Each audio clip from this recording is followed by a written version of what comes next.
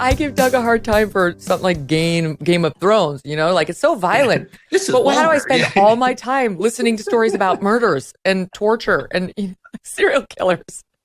Why is that? Why do you think that is? I actually do have a theory on this. I believe it's because we're the victims of all the crime. We're the victims. So you grow up and every news story you overhear, or even if you're not like making your kids watch the nightly news, which is a form of torture, they see the newspaper headlines. You walk past the bodega, you see the headline of the New York Post, whatever. You're the one getting killed. You're the one getting raped. All the victims look just like you. And so you grow up, and of course, then you have responsible parents who are like, you're the one that the crime happens to. You're going to get raped. Be careful. Don't go out with this guy. Blah, blah. So it's like all of society's kind of telling you this is very dangerous for you. You got to watch. And then I think we're working something out. Yeah. Yeah. There's something to that for sure. Like we are attracted to our fears.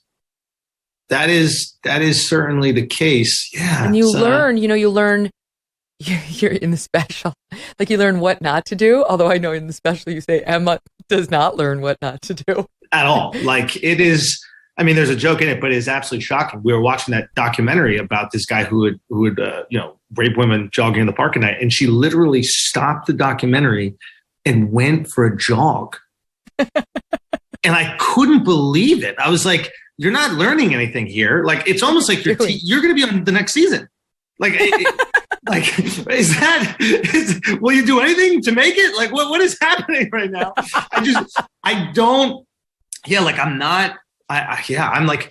I'm crippled by fear when it is put in my face. Like even when I was in the ocean, even in Italy, I thought that there were sharks. Like I grew up surfing. I still think there's sharks and it's just Jaws. Mm-hmm. It's the only thing. And it made me feel like there's always sharks for the rest of my life. So we stay away from it.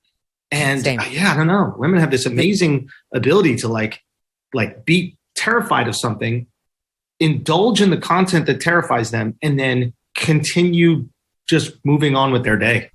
I'm not going to reveal the joke about Ted Bundy because people should experience that as I did and laugh out loud when you get to it. But I did tell Doug and our friend Hammer, who's visiting us, about it, and they were hysterical. Like I kind of just gave them a bit about the Ted Bundy bit, and now, of course, they both want the password so they can watch it in advance of Sunday. But I didn't give it to them, Andrew.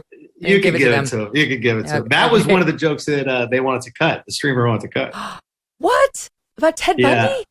Oh, come on. Yeah, I thought that was weird, but it's like, there was one specific opinion. That's probably the one you were talking about. But that they were like, I don't know if we could say it's a joke. Well, the whole thing is absurd. I think the thing about jokes a lot of people don't realize is that they're not true, but the feelings are true, right? Like we have these feelings that are messed up, right? And these things just exist within us. And that's what's relatable about jokes. Like even the old Borscht Belt comics, the take my wife, please. It's like, you don't really want someone to take your wife. But sometimes you have this feeling where you're like, if somebody took her, right? And that's funny to you because, right? Because the person that you love more than anything in this world, you also had this feeling that is completely contradictory to that. And you're like, wow, how can this paradox exist within me? That is humor right there. Mm-hmm. So I think that, to be honest, I in a weird way, it's such a compliment to Jon Stewart. I think Jon Stewart was so genius and so prolific that he, at doing comedy that was also true, that I think he set an expectation for comedy to be true.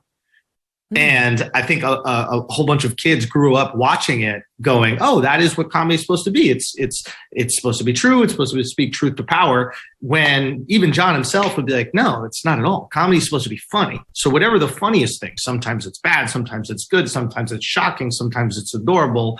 But usually there's some sort of victim. Victimless comedy doesn't even exist. I think that's why it's so hard to be funny and woke, because the idea of wokeness is nobody's a victim. It's like, okay, well then what are we going to make fun of? You tired of feeling like someone's always watching you on the internet? Maybe your advertisers know a little bit too much about you, or you're just concerned about the privacy of your identity. Using incognito mode will not solve the problem either. IPVanish VPN is here to protect your right to privacy and to help you stay anonymous online. IPVanish helps you safely browse the internet without exposing your private details to third parties. It's annoying that this is even a risk, isn't it? You can use IPVanish on your computers, your tablets, your phones, even devices like your Fire Stick when you're streaming media. Fight back. Protect your privacy. When you use IPVanish, All of your data is encrypted. They can't get to it. IPVanish makes you virtually invisible online. It's that simple. IPVanish is offering an incredible 70% off right now off their yearly plan for our listeners with a 30-day money-back guarantee. That's like getting 9 months for free. IPVanish is super easy to use as well. All you do is tap one button. You're instantly protected. Take your privacy back today with a brand rated 4.6 out of 5 on Trustpilot. Go to ipvanish.com/Megyn and use that promo code Megyn to claim your 70% savings. That's ipvanish.com/MEGYN. Hey, thanks so much for watching. If you like what you just saw, hit the subscribe button for more clips and full episodes.